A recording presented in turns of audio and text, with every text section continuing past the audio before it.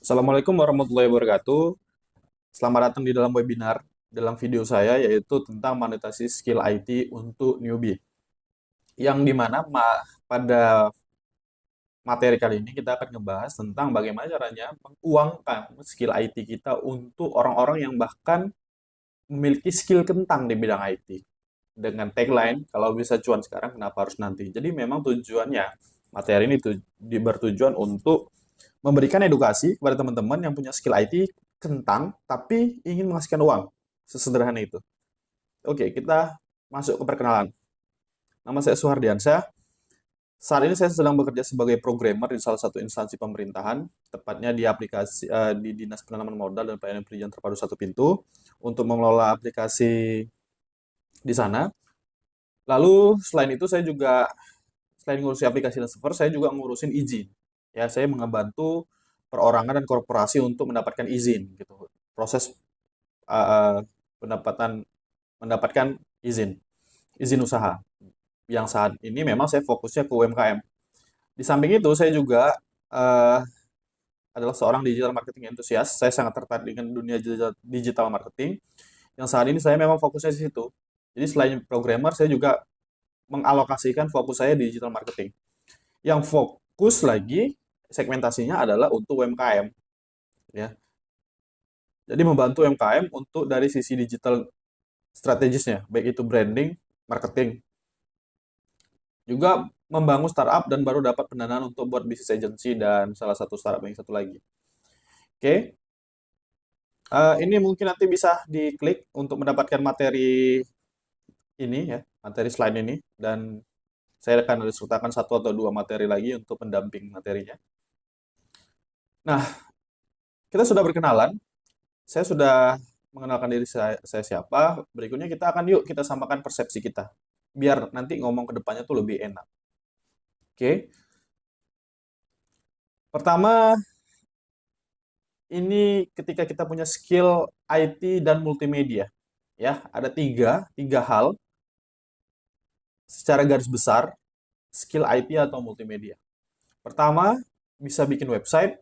Pada umumnya mahasiswa itu bisa bikin website, bikin IT. Mahasiswa IT itu bisa bikin website dan bisa coding ataupun non coding.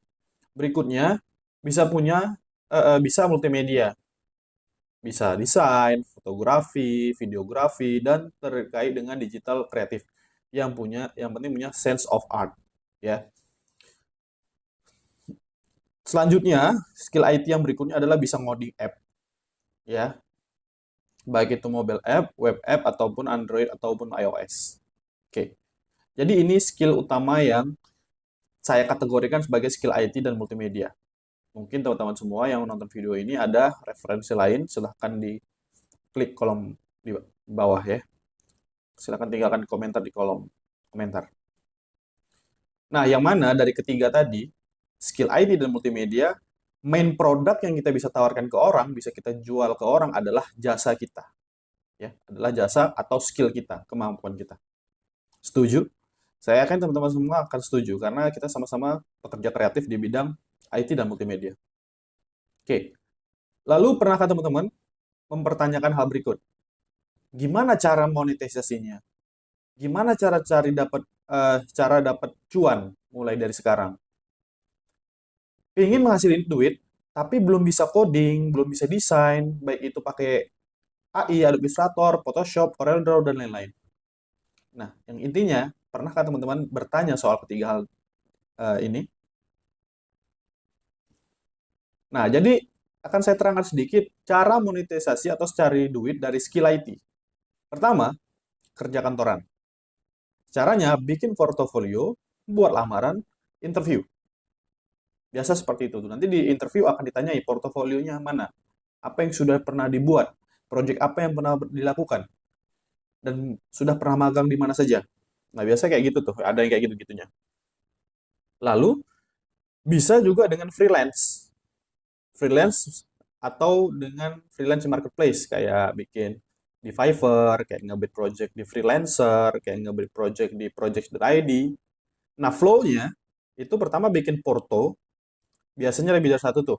Kita upload di portalnya, lalu kita bid project. Misalnya ada orang yang membutuhkan desain logo, maka kita harus sediakan portofolio logo kita untuk di showcase-nya, untuk di etalasenya, lalu kita bid project-nya.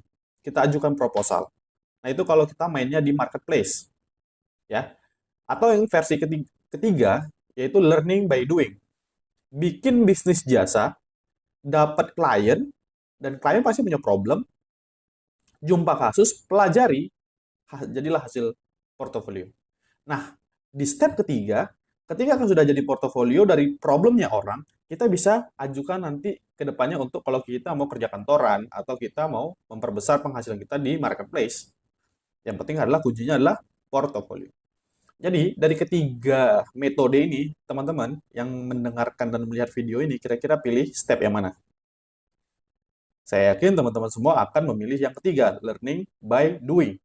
Karena kita akan cari kasus, pelajari porto. Yang artinya ini bisa kita mulai dari sekarang.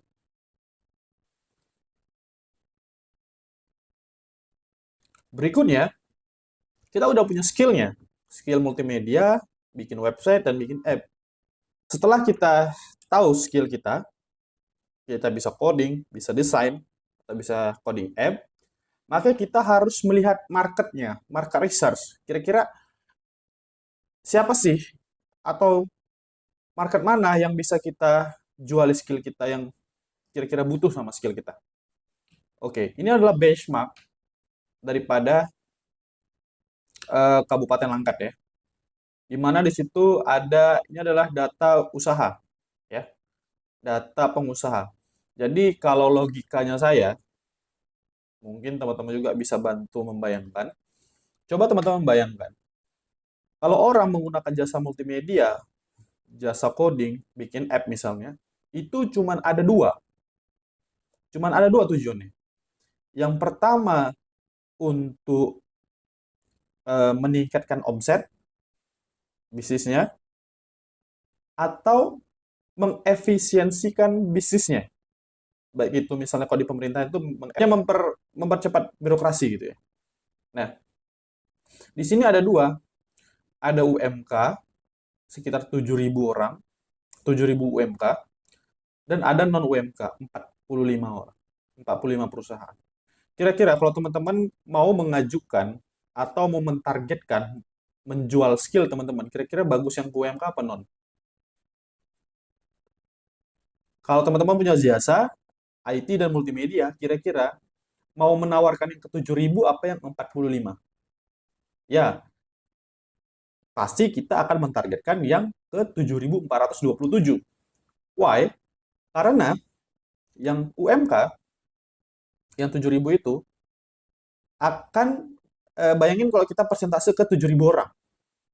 Dan itu akan meningkatkan closing rate persentasenya. Ya.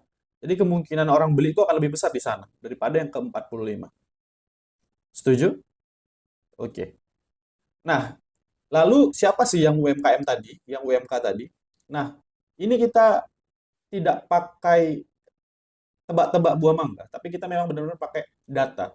Di mana di sini ada kriteria UMKM terbaru PP nomor 7 tahun 2021. Ya. Berarti kita menginduk kepada peraturan perundang-undangan pemerintah. Di mana usaha mikro itu modalnya paling banyak 1 miliar. Tidak termasuk tanah dan bangunan.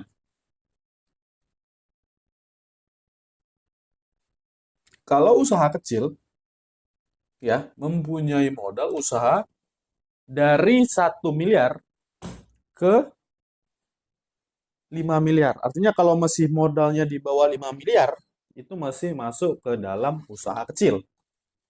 Ya. Itulah target market kita. Kalau target, saya ulangi lagi, target market kita, ya, UMK, adalah orang-orang, bisnis-bisnis yang punya modal, yang punya modal maksimal, modal kerja maksimal adalah 5 miliar di luar tanah dan bangunan. Bisa bayangin dong, usaha atau bisnis seperti apa, perusahaan seperti apa yang punya modal maksimal di atas 5 miliar. Oke. Nah, Step 3, let's to monetize. Skill set. Bikin website. Ini artinya skill kita yang kita punya. Kita bisa bikin website, bisa coding dan non-coding. Desain digital itu kayak kita bikin logo, ya kan? Bikin banner, ya kan? Bikin desain presentase dan lain sebagainya. Bisa editing video, editing foto, ya. Lalu kita bisa bikin web app atau mobile app. Itu adalah skill setnya kita. Lalu kita buat portofolio. Sembari jalan, kita trial dan evaluasi ya. Terus berikutnya kita sudah tahu nih potensi pasar. Mana sih orang-orang yang mau kita persentasekan jasanya kita? UMKM sebagai market terbesar untuk dimasuki, walaupun korporasi dan government tetap bisa dimasuki. Ya, jadi UMKM ini adalah prioritas utama. Walaupun kalau ditanya, apakah kamu bisa bikin aplikasi untuk perusahaan korporasi besar? Apakah kamu bisa bikin desain untuk government? Ya tetap bisa. Tapi pintu masuknya adalah UMKM. Ingat di awal kita tujuannya untuk membuat portofolio ya dan mendapatkan pintu masuk. Nah, dari hal ketiga tadi, apa sih yang kira-kira bisa kita buat? Kita bisa membuat namanya jasa digital creative agency. Apa itu?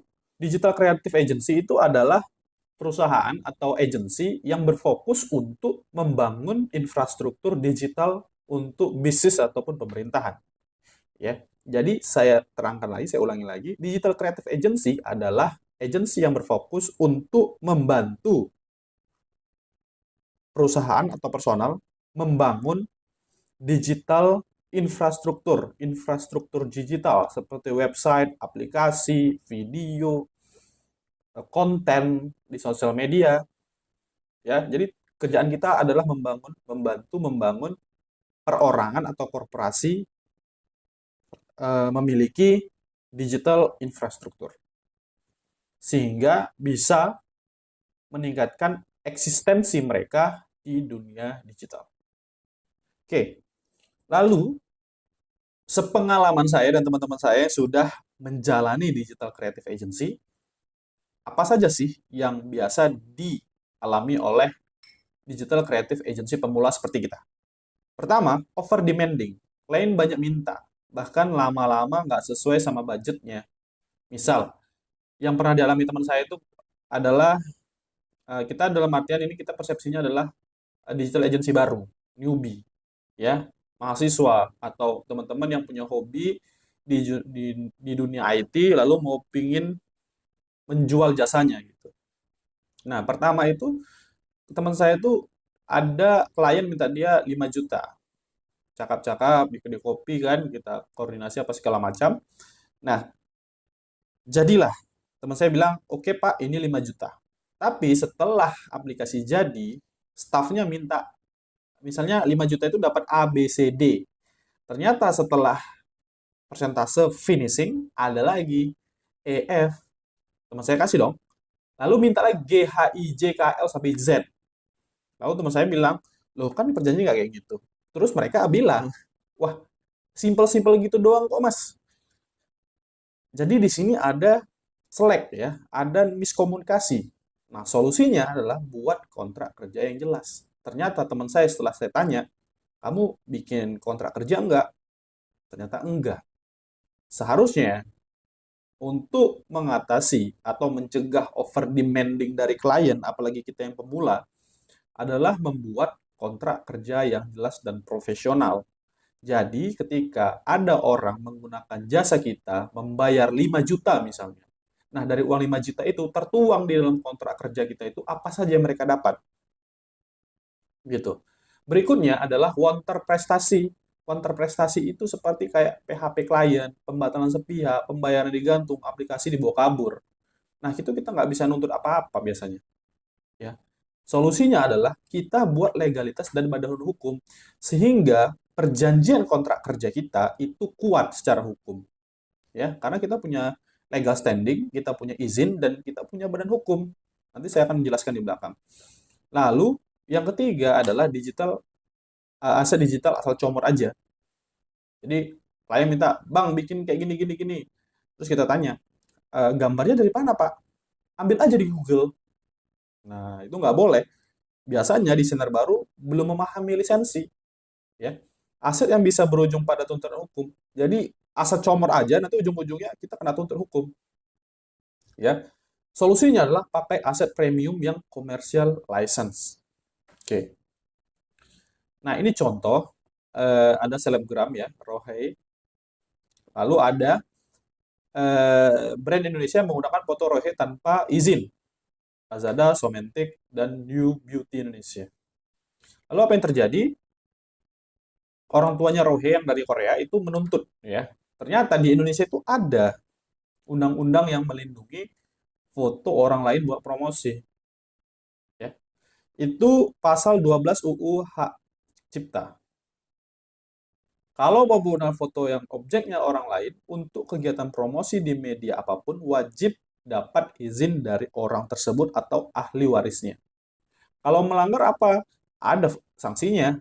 Pasal di 115 UU Hak Cipta, Undang-Undang Hak Cipta, di mana dapat terjadi sanksi pidana denda sebesar 500 juta.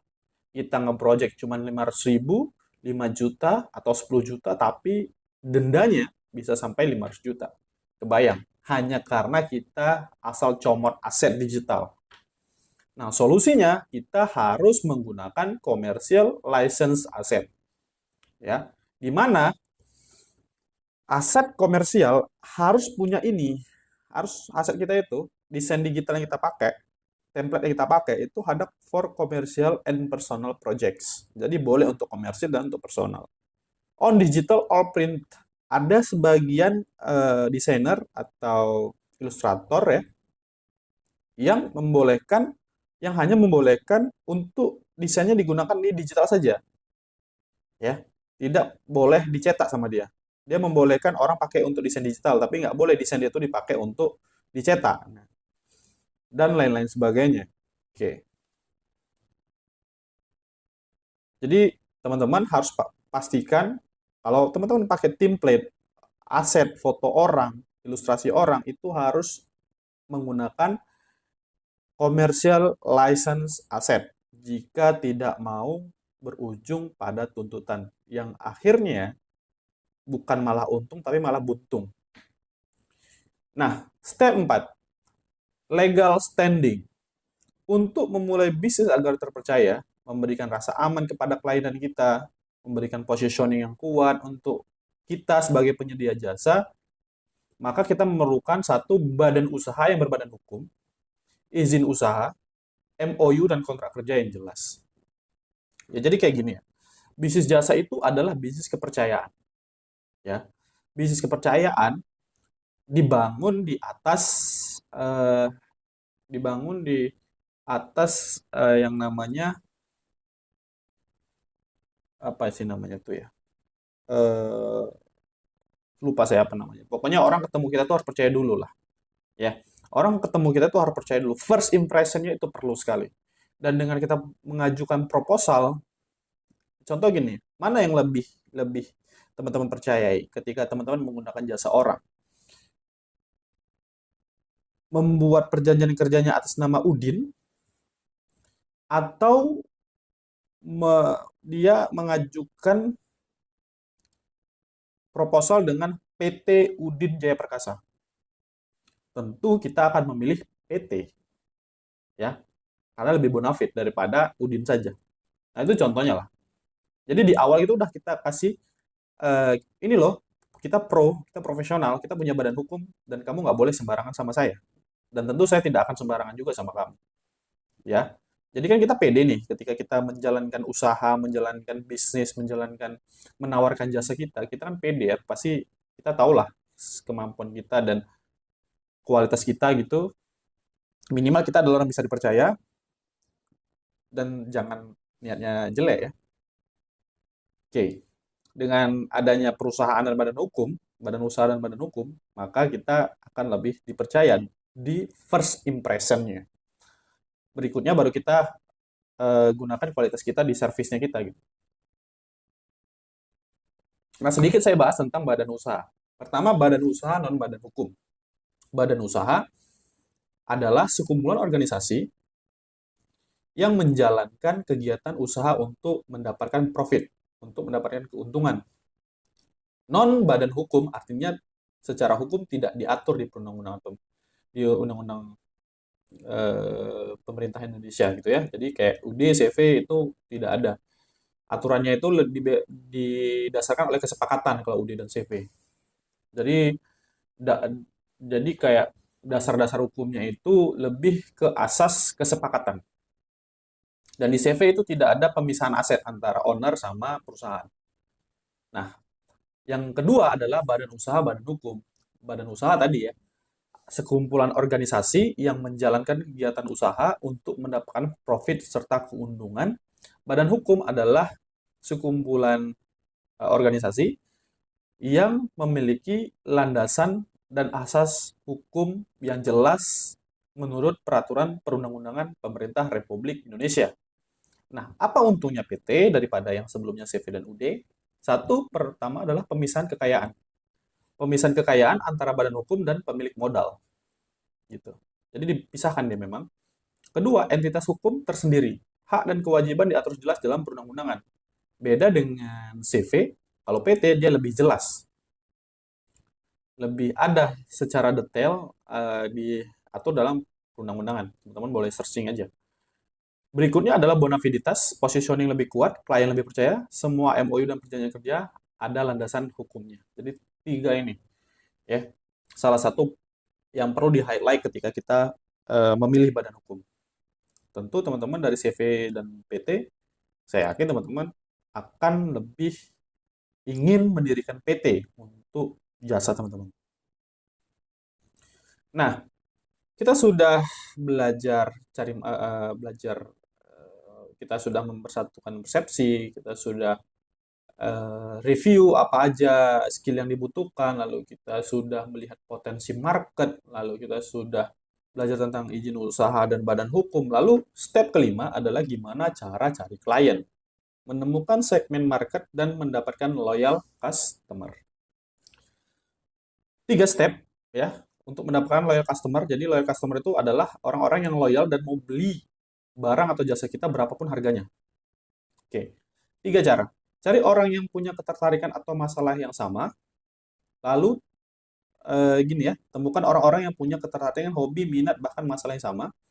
Kumpulkan dalam satu kolam atau satu tribe. Bayangkan jika Anda bisa mengumpulkan orang-orang yang punya problem, hobi, minat yang sama, dan Anda kumpulkan dalam satu tribe. Edukasi dan kasih solusi.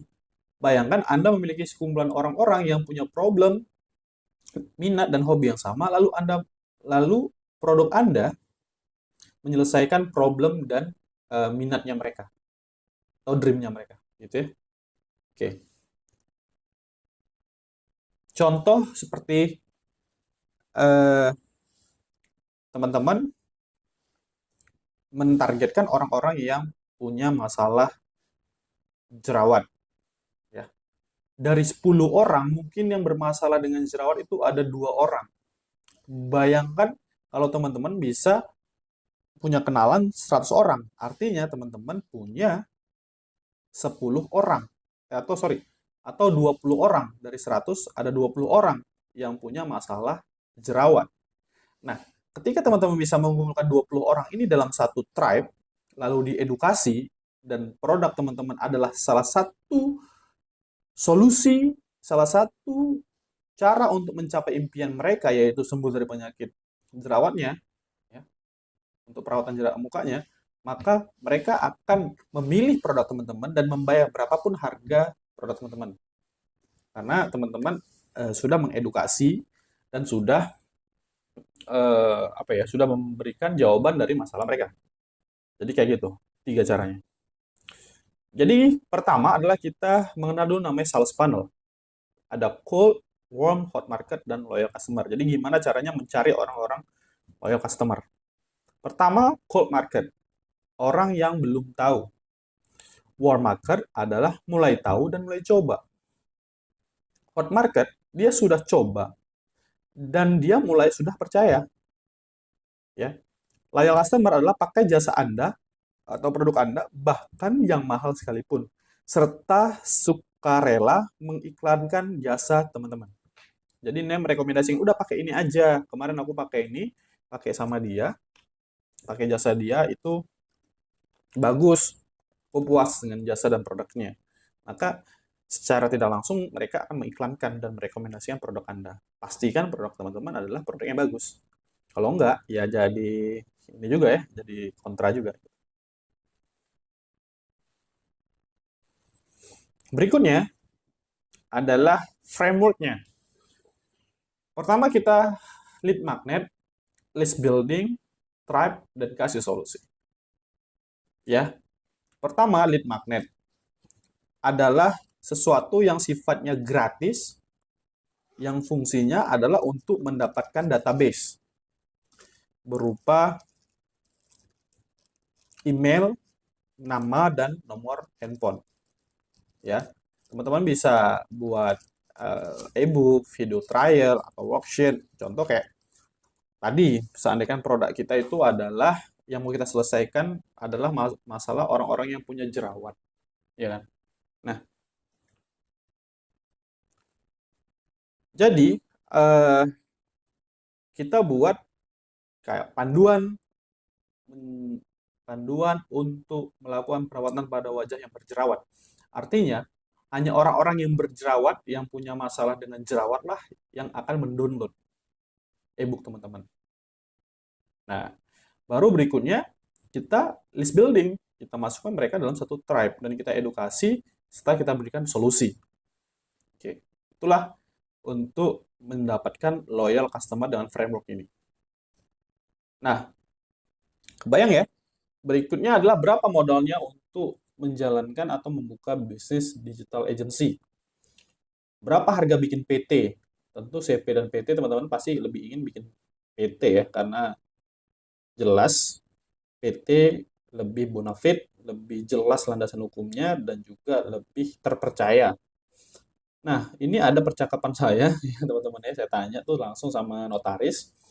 PT tanpa OSS itu di angka 8, bisa kurang bang, katanya.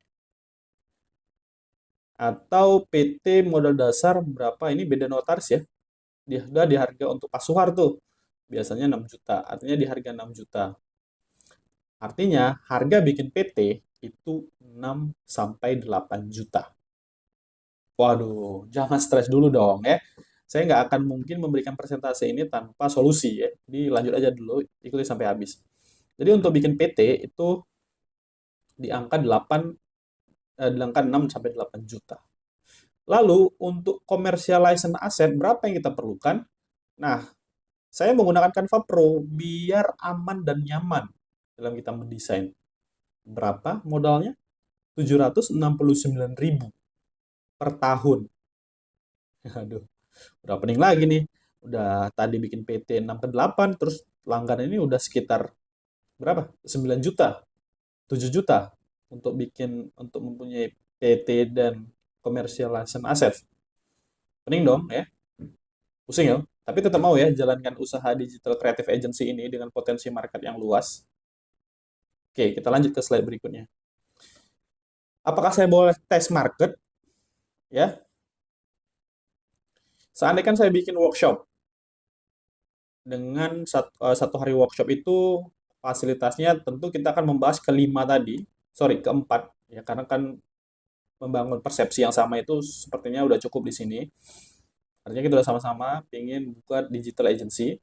Kita udah belajar, kita tadi udah belajar gimana mensegmentasi market, cari market yang potensial. Tentu nanti di dalam workshop itu, dalam one day workshop itu kita akan membahas lebih dalam tentang research market. Lalu kita akan membahas lebih dalam tentang legalitas dan izin usaha. Lalu kita juga akan ngebahas lebih dalam tentang funnel, sales funnel, dan kita akan ngebahas bagaimana caranya membangun framework list building. Ya, mulai dari lead magnet, itu gimana cara buat lead magnetnya, idenya gimana, menentukan marketnya, dan lain sebagainya, itu kita bahas lebih dalam satu workshop itu. Nah, fasilitasnya, pertama, legalitas PT. Pulang langsung punya legalitas PT, termasuk SK Menkumham, NPWP PT, serta izin usaha atau NIB-nya. Kebayang dong? Artinya, Teman-teman nggak perlu lagi bayar 8 juta ya untuk bikin PT. Nah, berikutnya ada Canva Pro. Akses aplikasi Canva Pro selama 1 tahun pertama sebagai amunisi untuk teman-teman memulai. Ya, jadi teman-teman nggak perlu repot-repot belajar Photoshop dulu, Corel Draw dulu, Adobe Illustrator dulu, nggak perlu. Kita pakai Canva saja. Dan sudah di Canva itu sudah ada license asetnya, commercial license asetnya dengan Canva Pro, teman-teman semua bisa ngedesain, buka jasa desain dengan lebih aman, tentram, dan nyaman. Lalu, gimana Bang kalau seandainya kita belum punya porto? Tenang, saya akan memberikan 5.440 desain, template, ya, template desain, Canva siap pakai. Jadi sudah dikasih, udah punya Canva Pro dan sudah punya desain template-nya. Jadi tinggal teman-teman mix and match saja gitu ya. Lalu e-course. Buat teman-teman yang ingin buka jasa website tapi nggak bisa bikin website, tenang. Saya akan kasih akses online course seumur hidup untuk belajar bikin website. Ada kelas untuk bikin website tanpa coding dan ada website non coding. Ada tanpa coding dan website dengan coding gitu ya. Jadi ada dua yang saya kasih. Yang pertama dengan tanpa coding, bikin website tanpa coding, dan grup konsultasi serta bikin website aplikasi web app dengan coding. Itu jadi ada coding. Jadi ada non coding dan ada coding. Kenapa online course, Mas? Ya, karena kalau kita bahas belajar untuk offline, belajar bikin web atau baik itu coding dan non coding tentu akan memakan waktu yang lama dan waktu yang mahal juga operasionalnya. Maka inisiatif saya adalah online course. Jadi teman-teman bisa belajar di mana saja dan kapan saja asal ada internet. Menarik ya? Berikutnya dapat franchise. Jadi franchise bisnis pendukungnya itu ada untuk teman-teman. Dan bukan MLM. Pulang langsung punya izin usaha dan langsung punya bisnis sendiri. Bisnis pendukung ya. Sehingga teman-teman bisa melebarkan segmentasi pasarnya. Ya lainnya standar lah ya. Kayak sertifikat, Legend Coffee Break, mentoring lanjutan, tools marketing, template kontrak kerja, dan invoice. Ya, yang lainnya ini standar aja. Jadi ini adalah fasilitas yang teman-teman akan dapatkan kalau ikut workshop saya. 1 hari itu ya. Nah, berapa harganya? Nah, harganya itu di angka sekitaran 600 sampai 700 ribu. Saya belum menemukan angka yang tepat. Apakah saya mau bikin nomor 1000 atau 650 atau 700. Tapi saya mau lihat dulu berapa orang yang antusias, yang ingin ikut, yang punya ketertarikan untuk buat mulai jasa ini ya, bisnis ini ya, dengan fasilitas legalitas PT dan izin usaha. Tentunya kalau teman-teman punya usaha yang lain itu bisa ditambahkan sekalian ya. Misalnya teman-teman punya bisnis jualan baju misalnya, nah itu bisa di dalam PT ini sekalian ditambahin bisa. Lah Canva Pro full access commercial license asset 5.440 template desain. Desain sosmed ya, desain Instagram itu baik story, post, post feed. Kalau nggak salah saya juga ada puzzle kalau nggak salah dan carousel kayaknya. Yang bisa digunakan untuk portofolio. Online course premium, bikin website tanpa coding. Dan ada website dan bikin website dengan coding ada juga. Pakai HTML, CSS, framework itu ada. Dan tanpa coding juga ada. Ya, jadi kita tuh maunya yang easy-easy saja tapi sudah bisa live langsung bikin jasa. Selanjutnya ada franchise bisnis bukan MLM. Jadi sistem franchise sistem PPOB, pulsa, tiketing, tour and travel. Ya. Lalu ada fasilitas lainnya ya ini standar aja. Nah, kira-kira siapa yang mau untuk mengikuti workshop ini? Nah, harganya saya belum tentukan hari ini. Bagi teman-teman yang mau, silahkan komentar di bawah.